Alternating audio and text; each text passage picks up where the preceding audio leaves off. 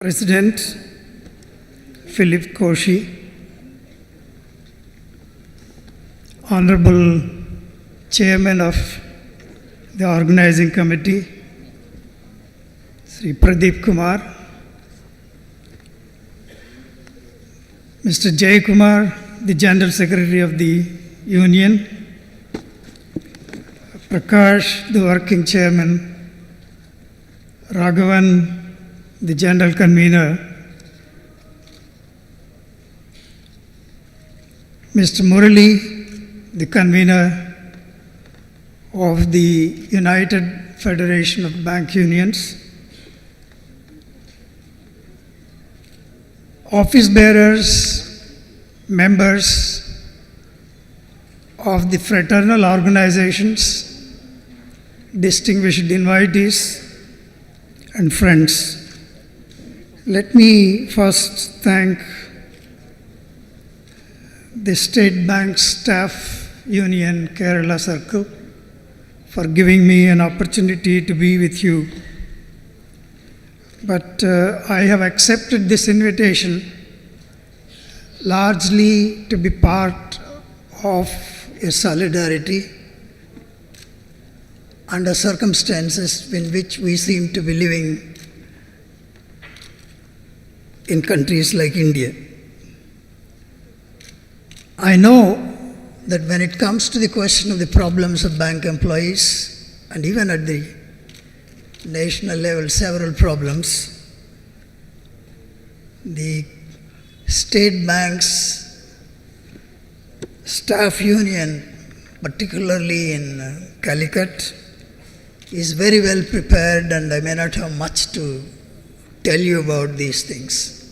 I say this because the President himself said that you had a Jan Samvad on strong public sector and that of the need for what could be called as the some kind of a strong, secure banking system.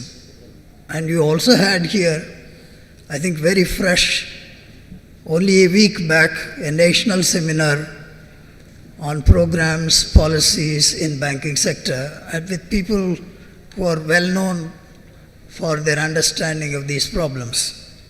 And therefore, all that I can say is some kind of refreshing your memory relating to that of why we are so much concerned.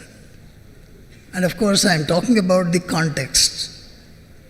The context is invariably, unavoidably, is globalization. What is this globalization? In fact, there are several people who were telling me, as I came down and moving along the Kannur road, there is not a single globally well-known brands of automobile distribution offices that were missing in this road. Right from Jaguar, there is, I think, many a time I don't even know the kind of things like Audi, BMW. I was amazed, no? I had to spend 2-3 days to search for these offices, any big place.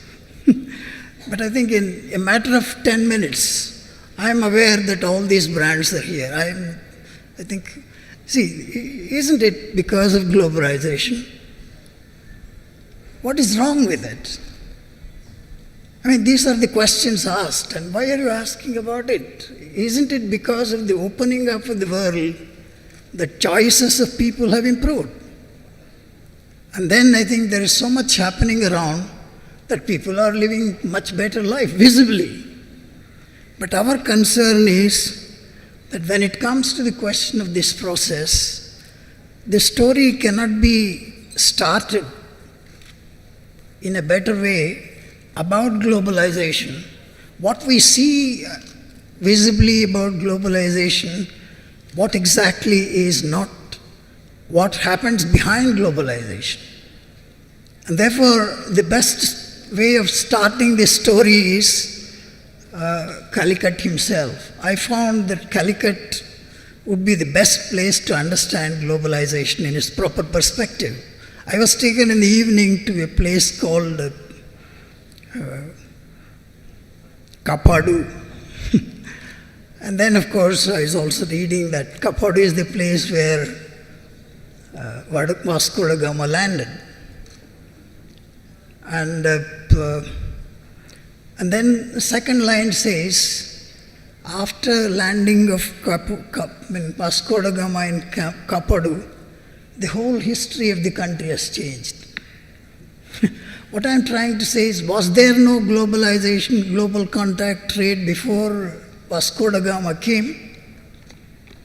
There was, I think, as the story tells, the Chinese were there much, much before, and much before that the Romans were there. There is a recorded history documented by Ptolemy in the 2nd century AD. There was very prosperous trade between Romans and Indians, not only along, right from the places in Kerala coast to that of, let's say, East Coast. And then, of course, there was a vibrant kind of, let's say, interaction with that, the whole of West Asia. And then, you know, the Egyptian kind of, let's say, prosperity built on your own, let's say, perfumes. But why I'm saying this is, if you look at globalization as interaction between, let's say, countries in terms of trade, investment, culture, it has been there. But what Vasco da Gama time changes, that is the beginning of trade being used as a mechanism. I mean, in fact, our East kind of relationship, never was trade used as some kind of a culture of a domination and controlling of the countries which come into contact for the purpose of, let's say, profits. This is the difference that Vasco da Gama, this is why we say the trade in this case follows by the flag. It was 15th century end. That was the beginning of this tendencies towards that of colonization. And then this is exactly where the very character of globalization changes. And in fact, we know from the history, there are phases of this expansion where you find countries get, let's say, it happens in some kind of spurts. In fact, before I quickly come to that of the present globalization, we had such epochs. For instance, we talk in terms of 1860 to that of 1914, or for that matter, the entire wars like Second, First World Wars, were wars of redivision of the world between very powerful countries for their trade, investment, and exploitation. And therefore, it is nothing new. But what has happened in, let's say, 1980s? Before that, didn't we have, let's say, since when are we talking about, let's say, globalization now?